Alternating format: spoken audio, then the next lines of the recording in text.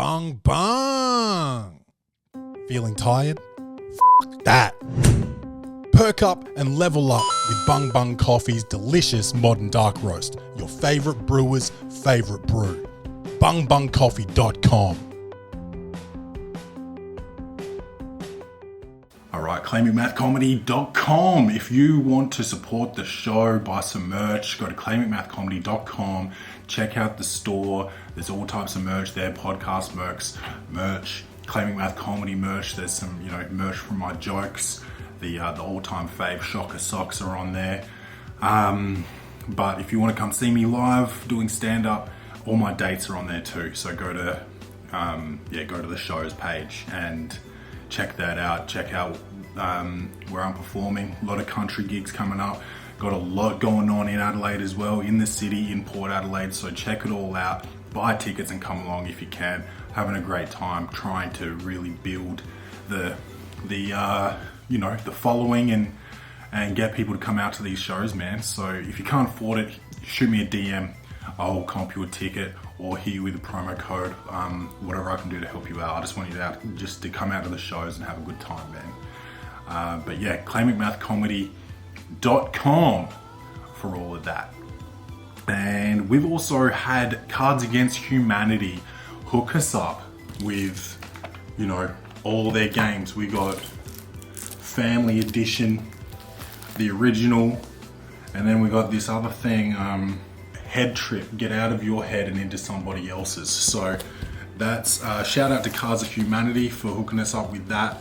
Bunch of legends out there. So I'll make sure that I play those games and get back to you guys about how good those are. But get yourself some of that as well, and we can we can play together. No home loans.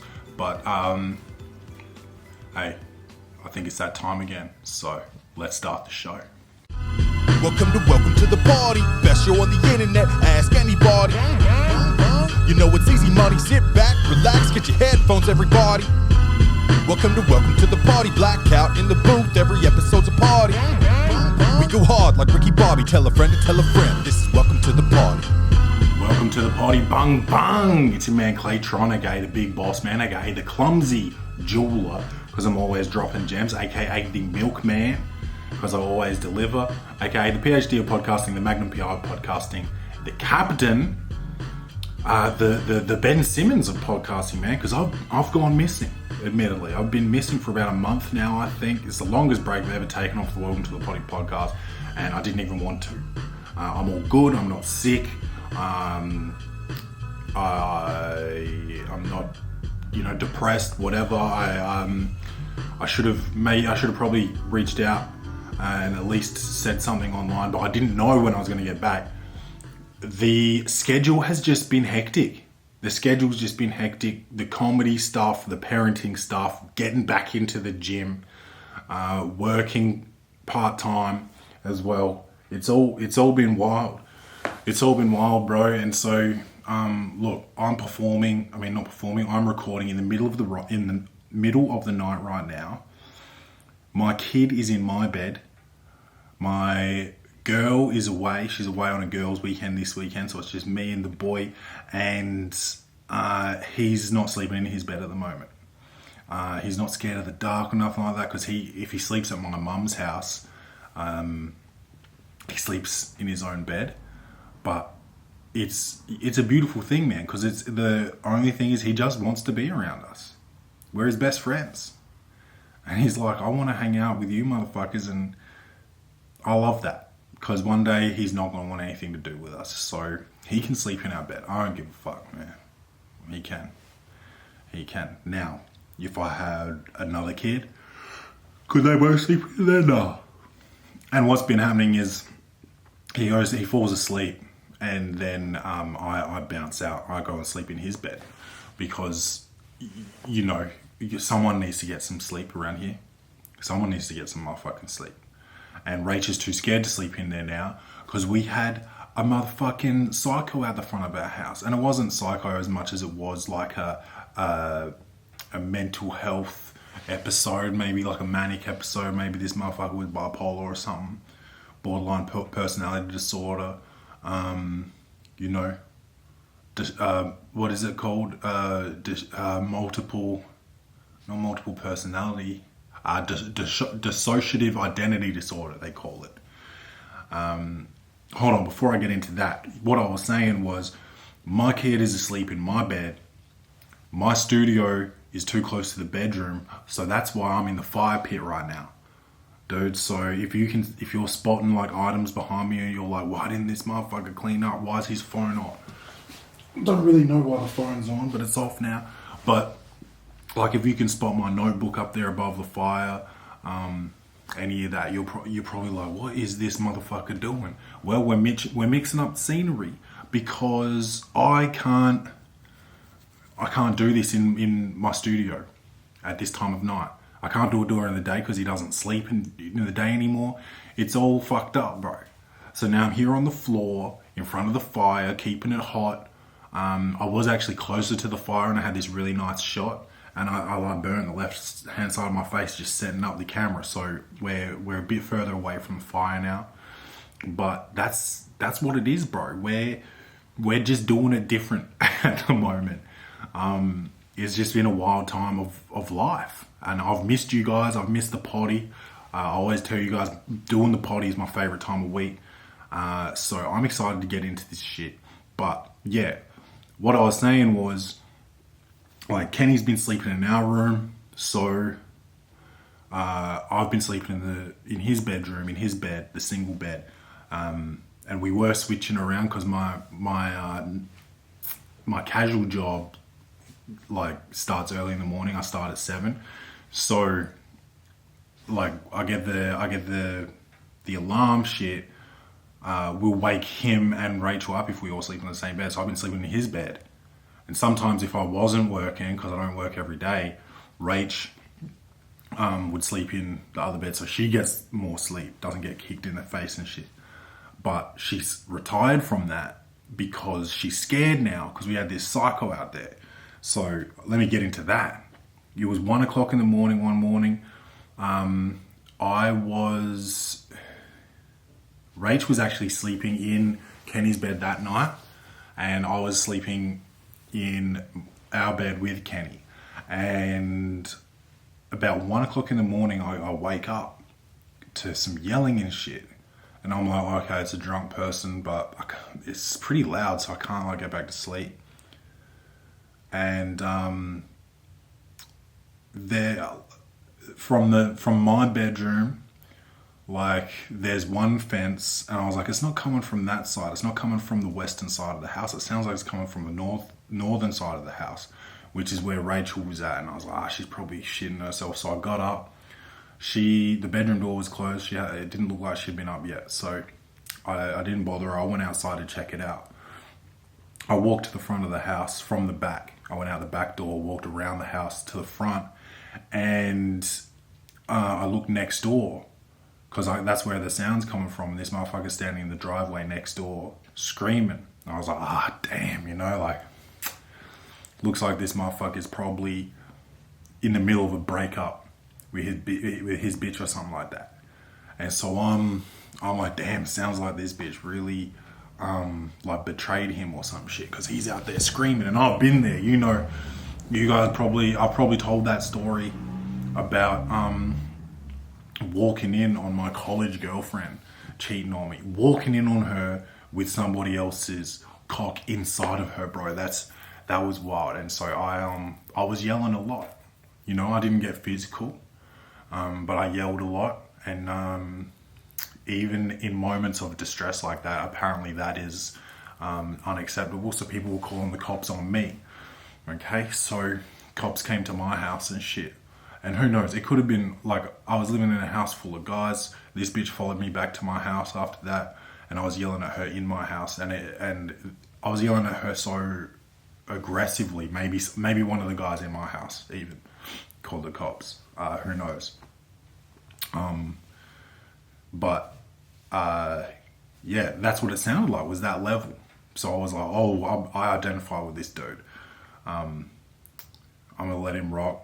But then I looked a bit closer, and he's not on the phone. He's just talking. He's got a cigarette in one hand and nothing in the other hand, and there's no one else around him. oh shit, this motherfucker is wild. By the way, he's like from the untrained eye, probably like Indian or something. Like, shit is starting to sound a little bit like this, okay? And I'm not, I'm not being racist. That's what I heard, bro. This is what the motherfucker sounds like, okay? So, I come back inside and now Rachel's up and she's like, hey, what the fuck's going on? I'm like, oh, that motherfucker's going through it right now. Sounds like he broke up with his imaginary bitch or something like that. And Rachel's like, what the fuck are you talking about? Are you awake or are you sleepwalking? And I'm like, nah, man, I just went out there. He's out there tripping. He feels like he's been betrayed, but he's not even talking to no one. She's like, what do you mean he's not talking to no one? He's screaming. We go to the front window inside this room. I'm looking at it right now. And she opens the blind. No, it doesn't open it. She peeks through it. And the dude starts walking up past our house. And we live on a corner. So this he's walking up the street to the corner and then back to the driveway of the house he's at. And it's dark, so I don't know if it's like my actual neighbor or if it's a visitor, because our neighbors are Nepalese. So it could have, like, the accent kind of fit, could have been my neighbor, but I couldn't really see because it was so dark. But this motherfucker starts talking wild. He starts walking past my house and he's like, I'll kill everybody. I'll kill everybody. Okay, that sounded a little bit more maybe A-rap, but you know what I'm trying to do. And he's saying like, I'll kill your dog. I kill your dogs. I kill these fucking feral dogs. I kill the dogs. I kill the dogs and I kill the whole family. I kill everybody. And Australia will be the heaven. Australia will be the heaven. I'm like, what the fuck? This guy wants to kill my family and my dogs? Alright, bet. I go to the kitchen. I grab the fucking, what's it called? The meat tenderizer, like the hammer. I wish I actually grabbed the hammer, and I don't even mean like the nail hitter. I mean the hammer, like the tool, like the heater. Like the ratchet and clank. Like the burner. That's the tool I wish I grabbed, but I grabbed the meat tenderizer, the actual hammer, and I go outside.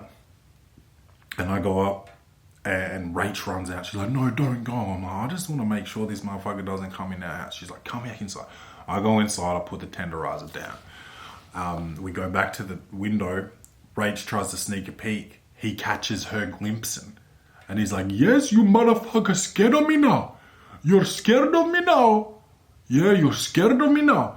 And then like you hear the motherfucker say, you're scared of me now in that accent, and you start like not really being that scared, But he says, my uncle is a gangster and I'm not scared to ask for his help. And I was like, your uncle's not a gangster, bro. Like you can just, if you talk like this, you don't get to be a gangster, you talk like this. Not scared of you, bro. Not scared of you. Rachel was scared, so maybe. But, I don't know. I get you gotta take it serious when someone says they're gonna kill your whole family, including your dogs, bro. So, I called the cops. And the cops said, yep, we already received this call. You're the fourth call. There's a unit on the way. I'm like, alright, bet. I'll tell Rach, unit's coming. But let's stay vigilant until then in case he crosses the fence or whatever. Then I got to go grab the hammer, the burner, the piece. And Rachel was like, you can't. I'm like, what am I going to do? Like, just let a motherfucker walk up in my house? I got to get the heater, the tool, the stick. Anyway, he didn't come into the house, and the cops pull up. Then Rach is like, "Yep, okay, now you can go." I go outside. they're talking to him, patting him down and all this shit. And, he's like laughing and shit, talking to him. He's completely calm now. Motherfuckers are tough till, what's the saying? I don't know. Like I said, it's late right now. I'm in front of the fire. My brain's been burned out. But, what's ASAP Rocky says it in a song. Yeah, the motherfucker's not acting so tough now that the cops are there and all this shit. Cop comes over to me and he's like, all right, we've got it from here. You can go back inside. And I was like, I'm probably not going to go back inside until I know that this motherfucker's not welcome here after he's just threatened to kill my whole family and my dogs and Australia will be the heaven or whatever. And he's like, oh yeah, well the neighbours, he doesn't live here. He was staying with your neighbours. They're petrified of him. They've made him hand over the keys. He's been here for 3 weeks, but we're taking him to the hospital and he's not welcome back. So you're all good. And I was like, well, if you don't mind, I'm just going to stay out here until I watch you guys take him to the hospital. Cops, like, understandable, no dramas. He was a cool guy, young guy, short guy. Short guy. He looked like one of these cops that would, like, pull out the hammer early, This motherfucker looked like he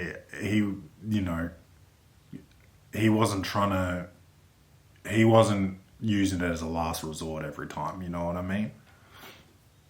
He was ready. He was ready to pull the stick out. But he had a mustache on and all of that. Like, so he was the real deal. But yeah, so that was one thing that really happened since you've been gone. But that's, yeah, man, it's just, that's the type of shit. That's the type of shit that makes you miss episodes, bro. It's like, fuck, this is an event. This is something to talk about on the episode, bro, on the Welcome to the Poddy podcast. And then it's like, oh yeah, but now I got to go to the gym, and now I got to go to work, and now I got a gig, and now I got to go shopping, and now I got to cook dinner, and now the car's broken down. Now the car's broken down, so now I'm gonna try and fix it. Oh, that's taken 3 hours, and I've gotten nowhere. So now we're gonna have to take it to get fixed. And now it did get fixed. This is 3 weeks later. This has all happened, and I still haven't recorded an episode, bro. Just got a phone call today that the car is fixed and ready to be picked up. But yeah, bro. What I'm trying to say is, long story short and shit, I didn't mean to be gone this long, and I'm sorry. And that's the same thing I say when I get home from playing golf. That's what I say. That's what I say to Rachel. That's what I say to Rachel every time I get home from the pub. And I said I was going to have one beer, and I had 16 beers. I say I didn't know I was going to be gone this long, and I'm sorry. And that's what I want to say to you guys, man.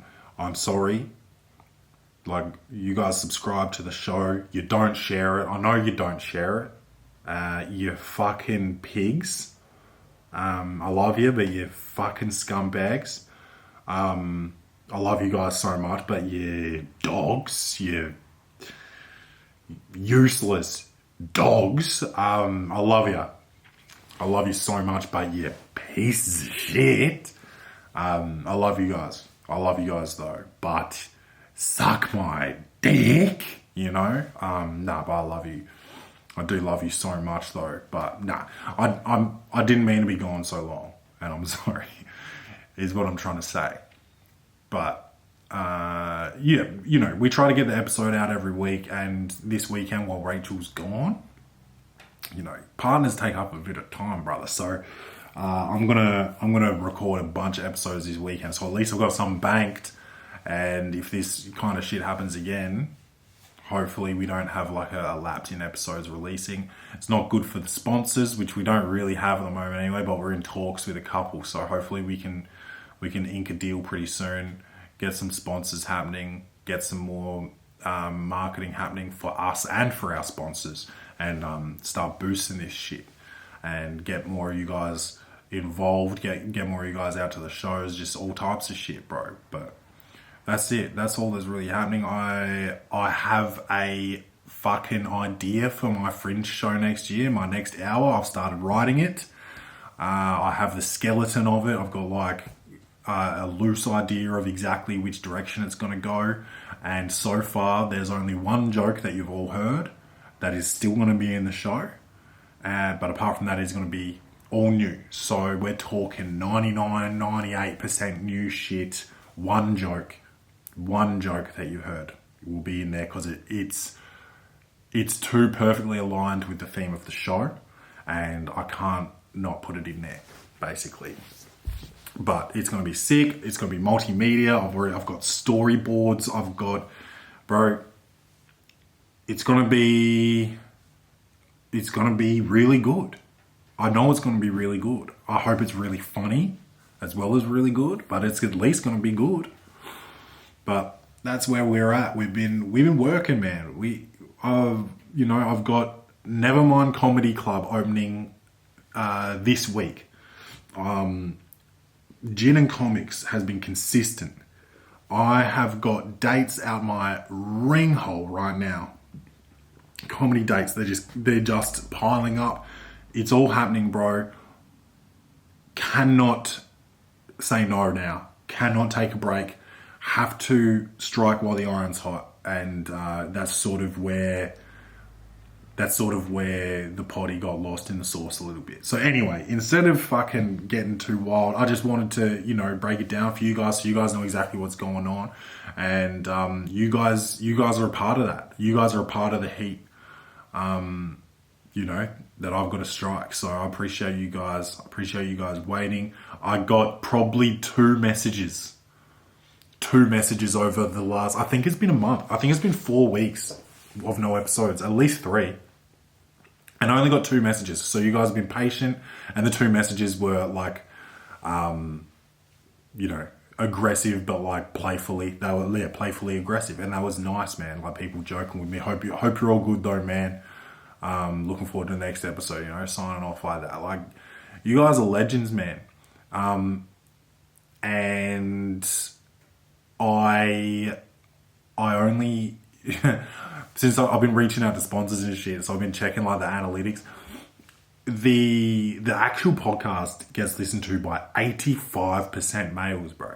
85% males, but the Instagram, the social media is like 45% female, 55% male. So it's more closely balanced on Instagram, but the podcast, bro, male heavy.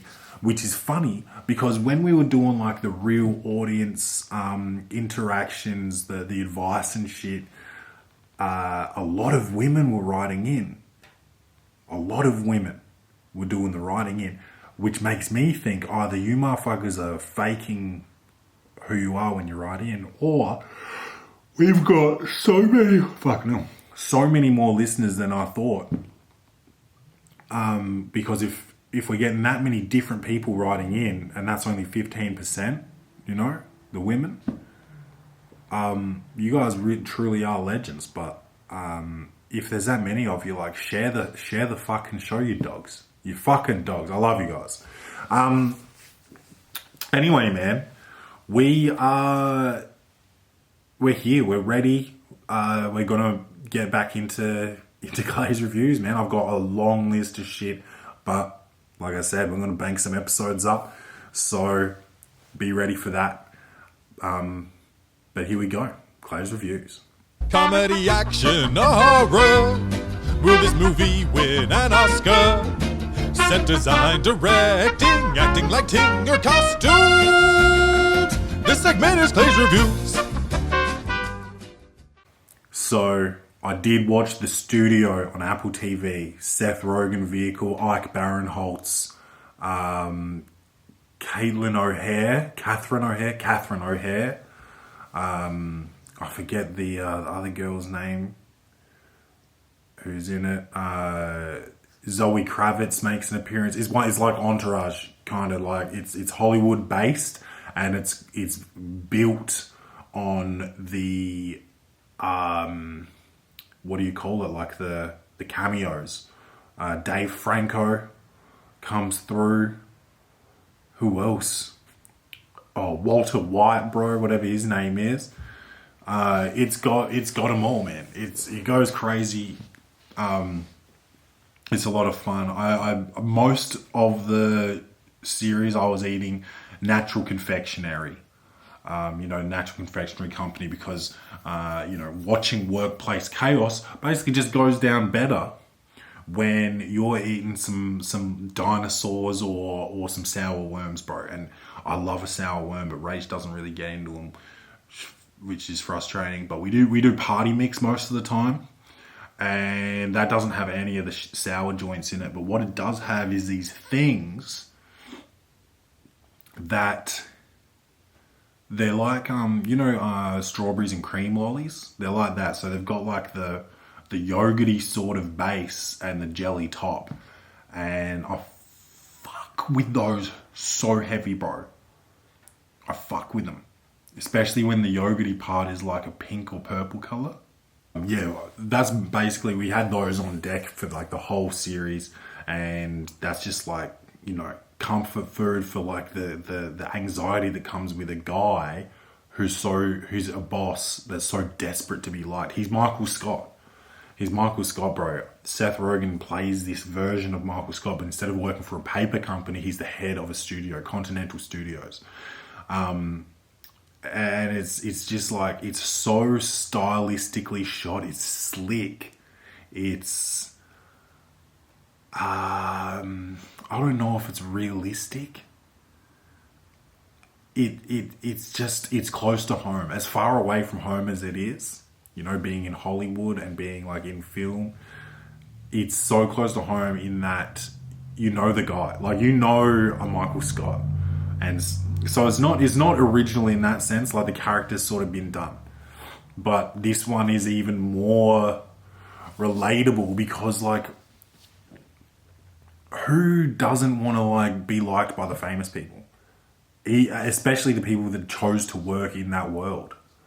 Like you don't get into a position to run a movie studio just because you like movies. You also like fame, and you also want the famous people around you. You want them to like you. You want to be at the parties. You want them to recognize you. You want them to thank you in their speeches.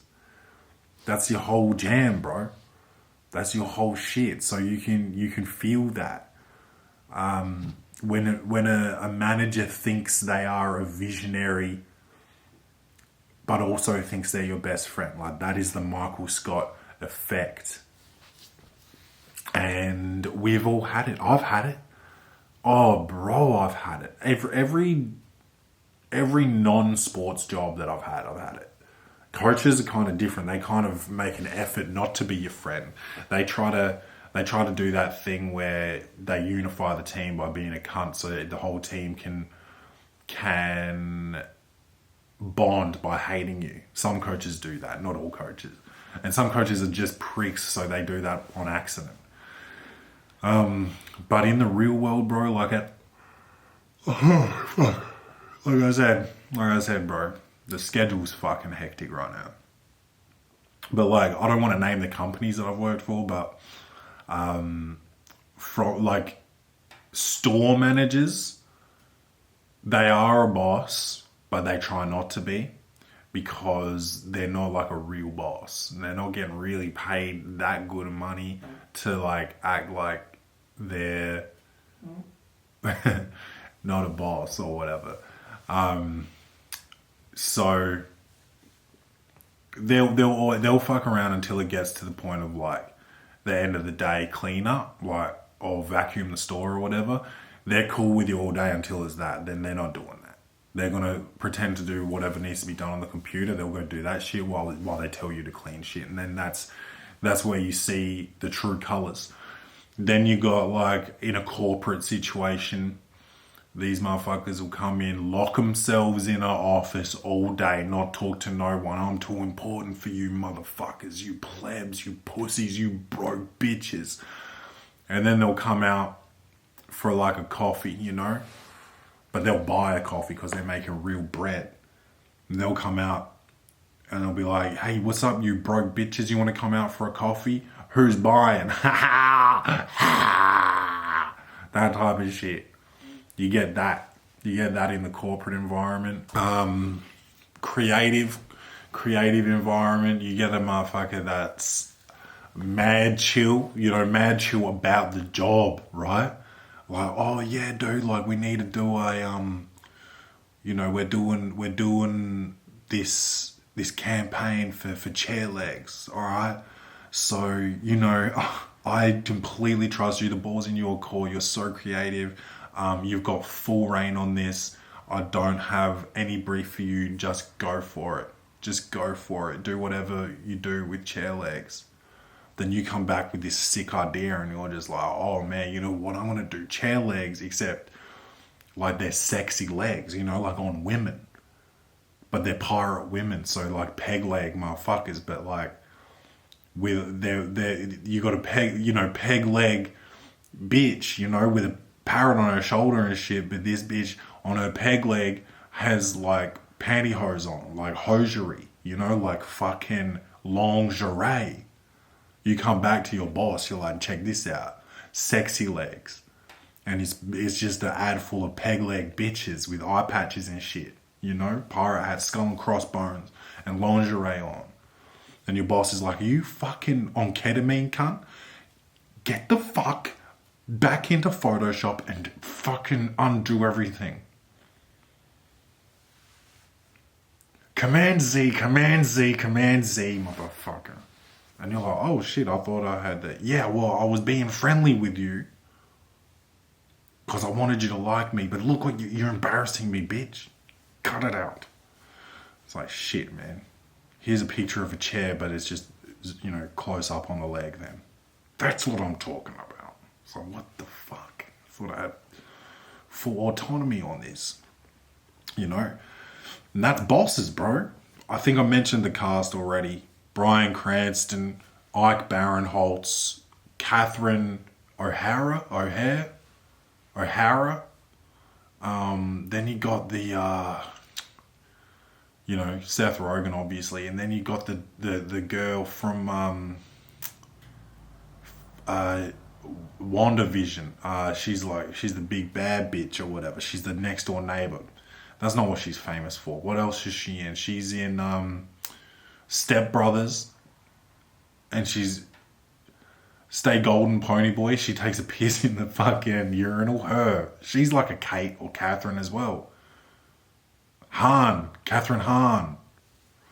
She's in it, and she may be the best character. She may be the best, bro. She's so funny. She is like a marketing chick, and she talks like she's like, yeah, dope, yeah, lit. That's Kat, and she's like fucking 45 and she's talking like that. She dresses crazy. She thinks she's so hip. Hilarious. She's the best character. The pacing is wild. There's a lot of long takes. There is an episode about Awana. So Awana, for the layman, is when you film something that is shot in or shot to look like it was all done in one take. So there's a show on Netflix called Adolescence, which I haven't watched yet, but apparently every episode is shot as a Awana. And the episode The Awana on the studio is shot as a Awana, and that's pretty cool. It's pretty meta, and it just shows the stress surrounding Awana. Even things that aren't shot in Awana are, you wait all day for the perfect lighting. You wait all day for the perfect cloud cover. And you're like, we get one shot of this, and you fuck it up, we got to wait till tomorrow. And this is that. It's like, we're trying to get this Awana before nightfall, and you keep fucking it up, cunt. So we got to keep going. And so that's what this episode's about. And it's hilarious, but like technically brilliant as well, man. I don't even know what the genre is, really. It's comedy, I guess. Comedy. It's just comedy. It's just mad. It's mad entertaining, mad stylish, mad creative. And honestly, I think probably an 8 out of 10, maybe a 8.5. It's got a lot of laugh out loud moments, bro. I think it relied pretty heavily on the star power, the cameos, which I don't think, like I compared it to Entourage earlier, I don't think Entourage relied on the cameos. I think cameos became a cultural phenomenon. I think people wanted to be in Entourage. I think the studio wanted people to be in it, if you know what I'm saying.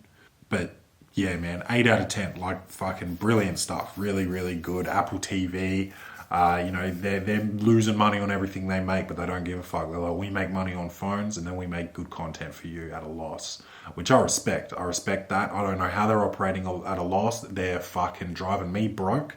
But I can't unsubscribe because they got too much good shit, and we've got a couple more things to review that will be reviewed very, very soon on other episodes filmed this weekend.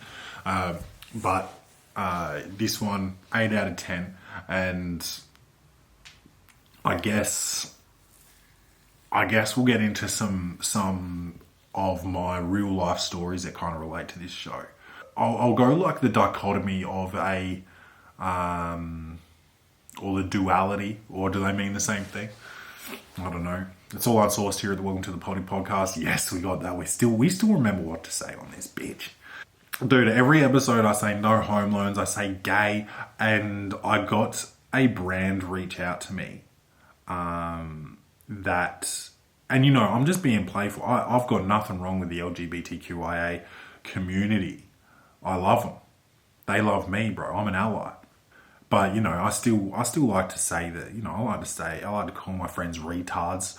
I like to call them gay, whatever. I'm still a child, man. I'm a product of my time, the time I grew up, bro.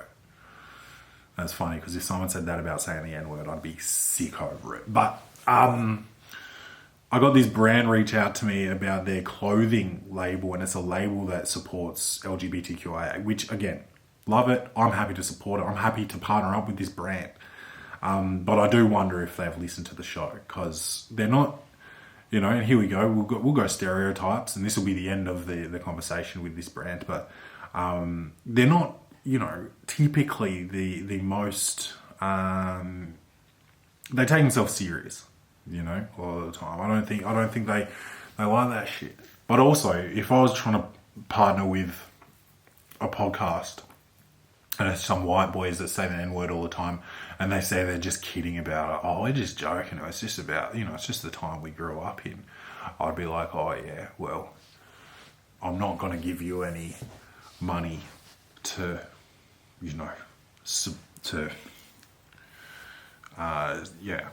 spruik my business. Oh yeah, dichotomy, duality. So you've either got the boss that like goes full psychological warfare all the time, passive aggressive emails and all that shit. And then at the end of the week, they, stereotypical. They do the pizza party, or they'll bring in a fucking cheese platter with 3 slices of salami and not enough crackers and, dip, but it's still in the plastic container. It's like, have a bit of class, put the dip in a fucking bowl like an adult.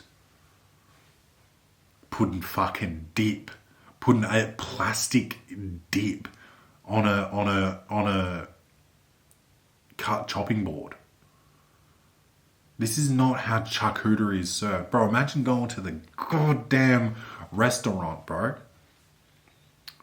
paying $28 for a charcuterie board that cost them $7.95, bro. $28, $38 sometimes. 42 sometimes, charcuterie. It's some cheese and some hummus and some salami, dude. Because you ate 62. Anyway, you go and pay all this money for a charcuterie, and the dip comes out in a plastic container that still says like hummus and the fucking best before date. Have a bit of class, cunt. Put it in a bowl.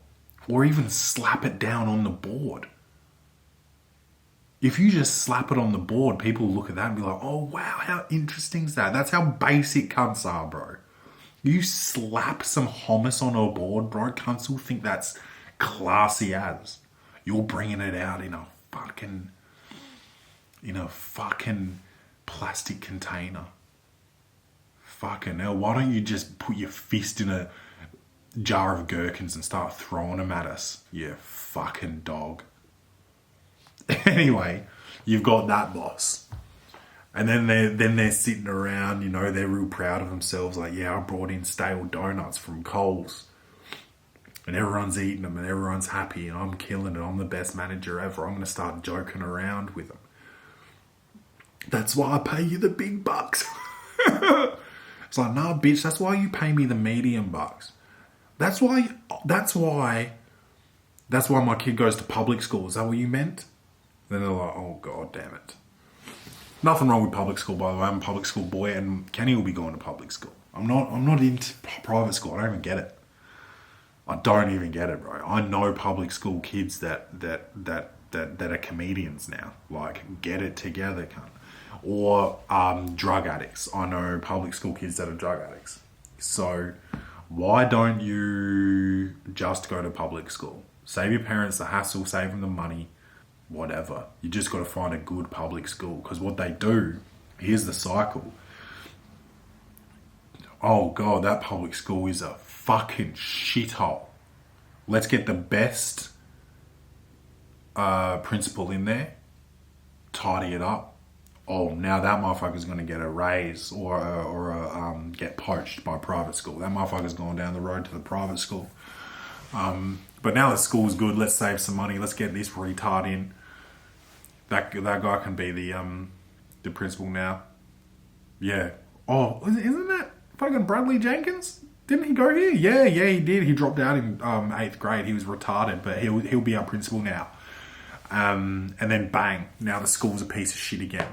And then that's the cycle. Then that motherfucker overdoses, dies, and they bring in someone good. And, on goes the cycle. So public schools can be good if you get in just at the end of the shit period. Then you get a full 5 years of good period. So that's my high school hack for the public education system, if you guys want to be about that. But I also have been a manager.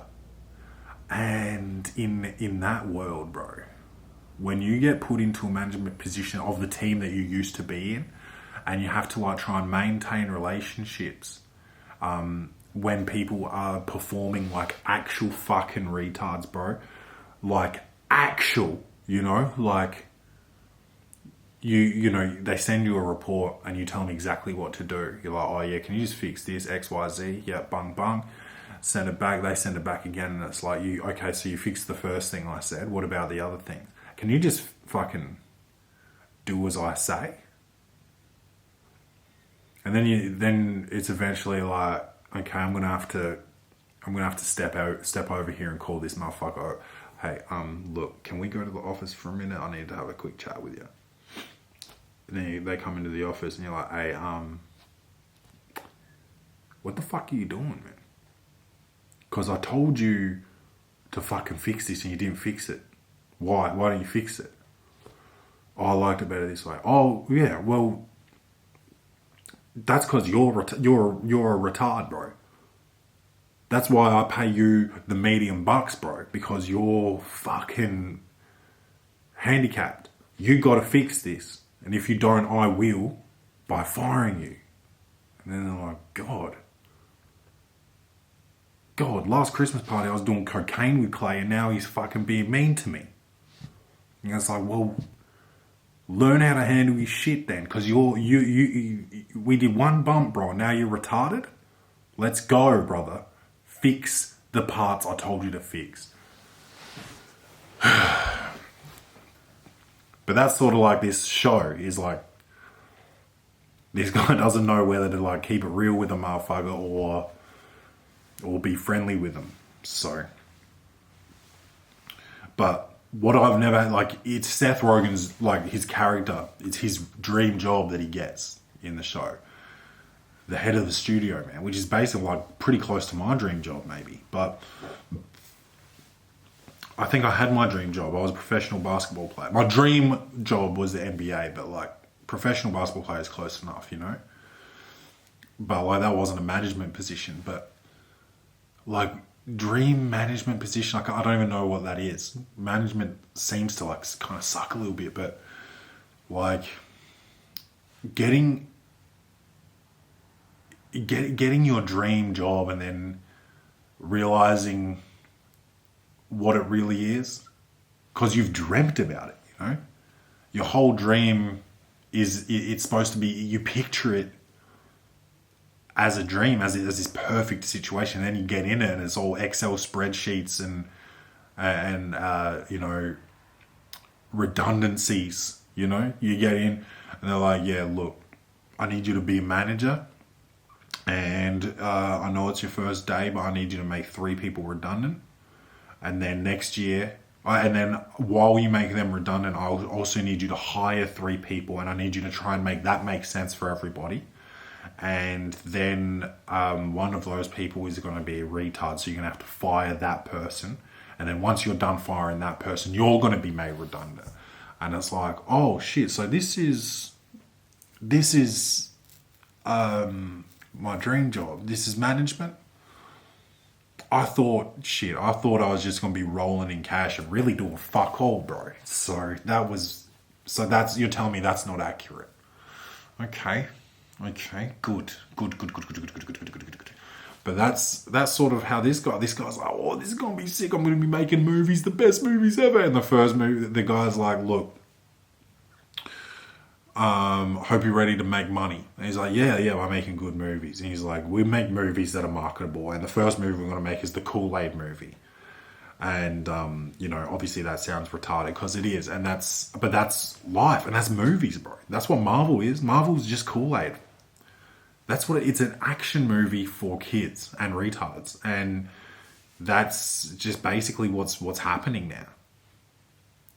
And that is like diversity, equity, and inclusion, man. It's like, oh, all these movies cast as all black people, and I'm a white writer, and I'm going to write for black people. Well, I can't write on this. If you want me on this, we're going to have to hire more white people. We're probably going to have to get rid of all the black cast. Or you're going to have to lose me. And then you try and hire more black writers, and they're like, I don't know if I can write on this. Like, am I only being hired because I'm black? I want to be hired because of what I can do, you know? And then it's just all politics. And then the whole movie, you're trying to make a movie, but everyone's so focused on the wrong shit, bro. And that's really, dude, shit. Making a movie is basically being in a relationship I've just worked out. Because chicks are always focused on the wrong shit, bro. Oh, here they go, getting mad. My 15% female listeners. Oh, just blanket statement for chicks? Yes, dude. Dude, here's the thing. You grow up. Or you are growing up. You're not grown up yet. And you say these things like, oh, man, chicks are crazy, man. Chicks are like fucking so hectic, bro. They're nuts, dude. And then you get to a point of your life where you're like, you're grown up and you're so respectful of women and stuff, and you're just like, they're not crazy, but the things that I'm going through are just unique to this woman and me. No other guy's ever gone through this, so I'm not going to talk about it to any of my friends. I'm not going to get any support for the shit that's going on with me and my girl. This is hard because girls aren't like this. Girls are just like us. It's all equal, and girls aren't crazy, bro. And then years of this just manic cycle of your girl acting like an Indian man on the street, or Nepalese man, screaming about his gangster uncle and his AK-47 and how he's going to kill your dog. That's how your girlfriend's treating you, like a crazy Nepalese man. And you go talk to your friend and you're like, yo, hey, Steve, dude,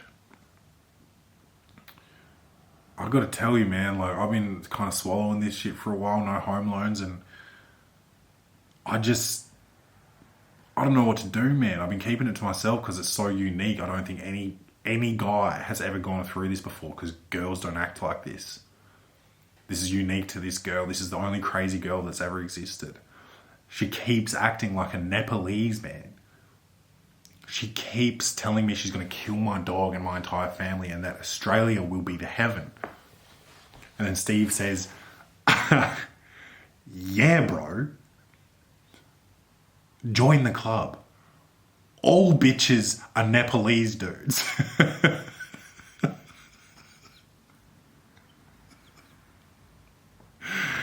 And it's like, oh shit. You just come to that realization, but it took you 7 years of keeping it a secret because you thought you were generalizing too much about gender.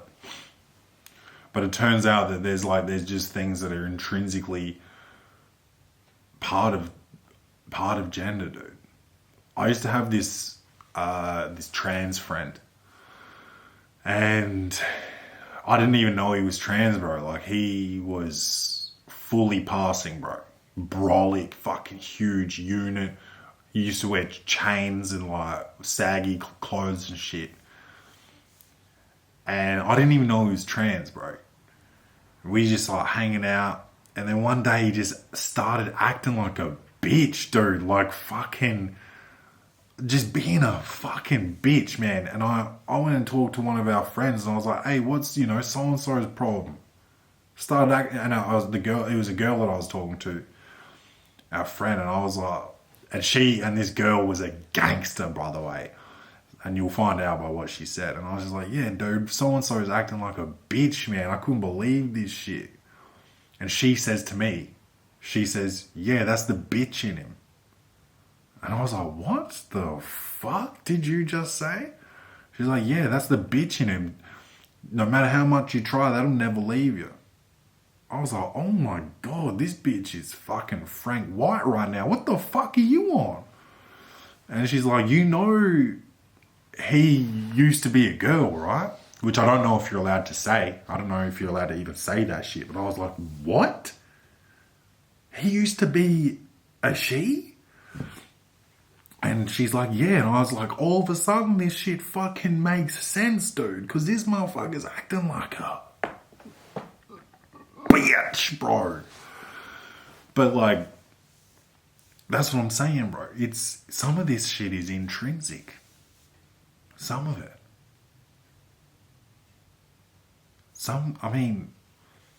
You're hanging out with your best bro, and this dude starts fucking just getting all Nepalese on you. You're gonna be like, oh, this dude's a bitch, bro.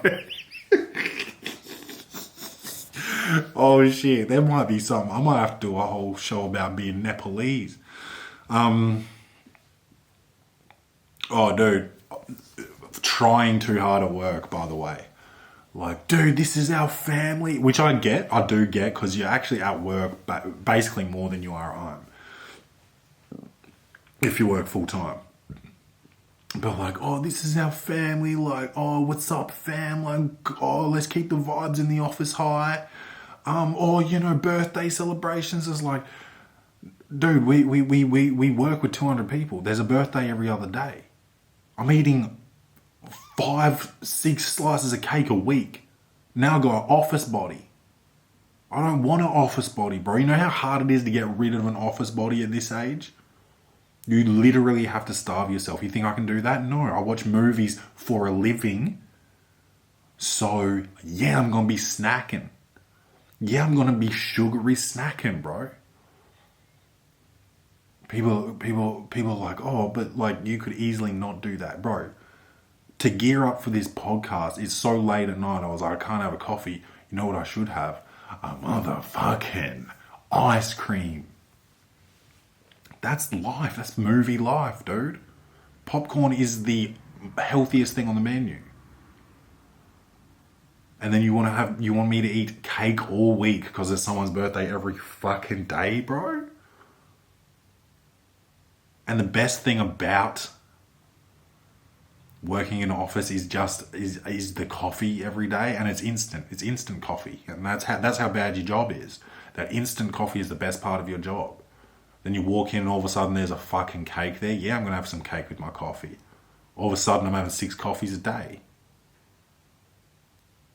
Then you start thinking, oh well, at least it's not cigarettes, and it's like, oh, cigarettes. Now all of a sudden you're a full-time smoker. You're like, oh, well, I only smoke when I drink. Bang, now you're an alcoholic. Because you're having 25 cigarettes a day. So you fucking cunted at work every day because now you got to have 25 drinks, 25 cigarettes, and fucking 6 pieces of cake or whatever, and 10 coffees. That's 6 million calories. And cigarettes are supposed to stop you from eating. But you're still hungry. And that's being in the office, bro. These motherfuckers want a birthday party every day. Everyone signed the card for Sarah. It's like, who the fuck's Sarah? I'm not signing her card. When did we hire her? She doesn't even work in our building. The fuck? Can everyone respond to the Teams chat? Did you just say that out fucking loud? Can I just respond to you fucking psycho? God, man, work is fucking so hectic, eh? God, it's good to be a comedian, man. It is good to be a comedian. No offense, bro, but all you guys with fucking paid off cars and private school kids and mortgages and, whatever else, disposable income. Well, make sure you come to my shows because I'm broke, but at least no one's hitting me up on a fucking Slack channel. Anyway, you know what it is, baby. So welcome to the Poddy on everything, Clay McMath comedy on everything. Rate, review, sign up, share, you dogs. I fucking love you, you pieces of shit. I love you. Tell a friend about the Welcome to the Poddy podcast. I love you guys. Okay? I love you. Do not forget to love yourselves. And as always,